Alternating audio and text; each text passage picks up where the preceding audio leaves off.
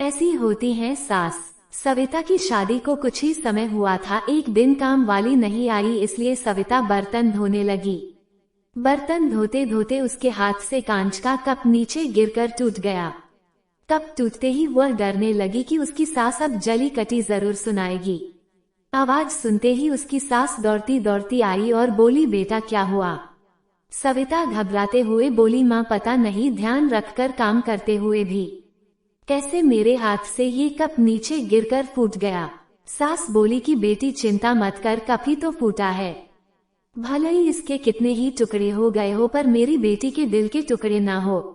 मेरी बहू से महंगा थोड़ी है ये कप। और हाँ, तुझे अभी ये सब करने की क्या जरूरत आ पड़ी? मेहंदी भी नहीं उतरी तेरे हाथों से।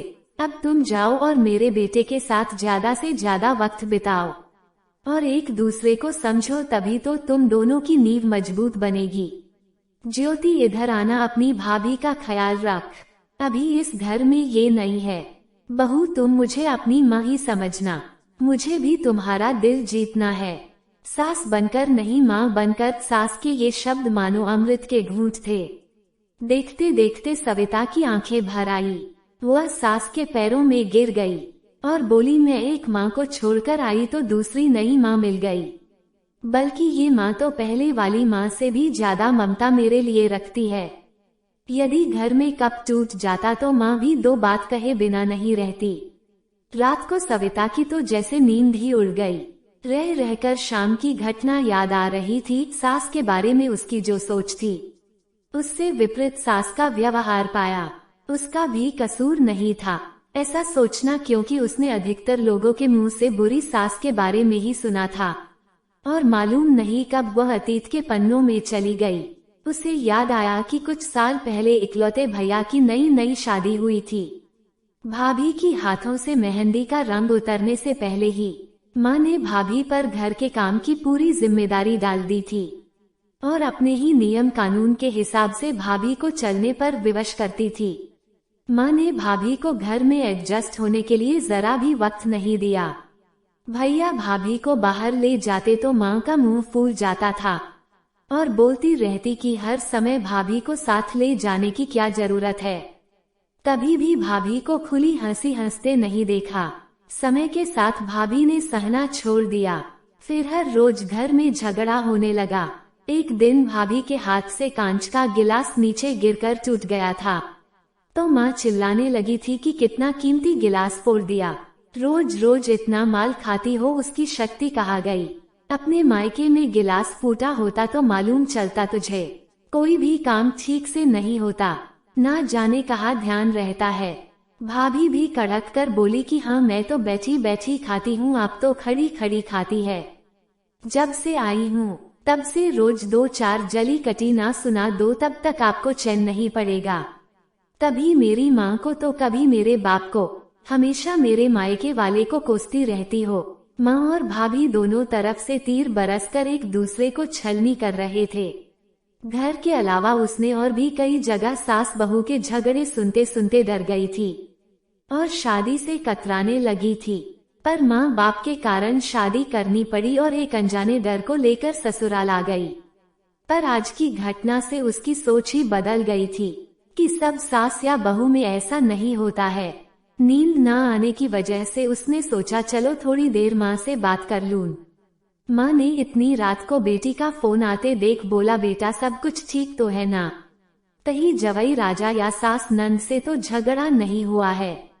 वह बोली, नहीं माँ, ऐसा कुछ नहीं है।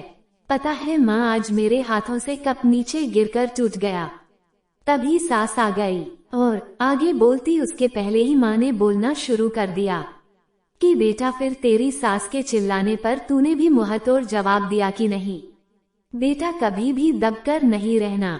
तू भी पढ़ी लिखी अच्छी लड़की है, तेरे में कोई कमी थोड़े ही है।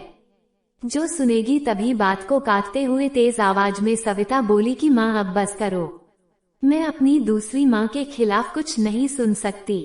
माँ एकदम चौंक गई और बोली, तू ये क्या बोल रही है?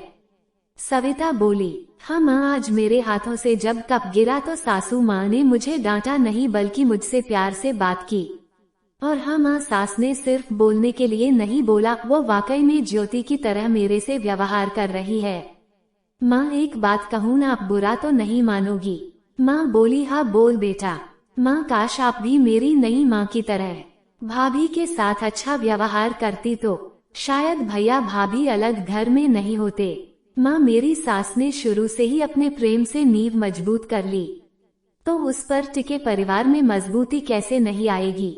आज माँ को महसूस हो रहा था कि वो नहीं बल्कि सविता उसकी माँ बनकर उसे अच्छी सीख दे रही है।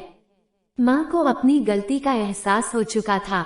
सविता आगे कुछ और बोलती उससे पहले ही माँ ने कहा, बेटा अब जब तू मायके में आएगी तो यहाँ पर भी पूरे परिवार की नींव में मजबूती पाएगी।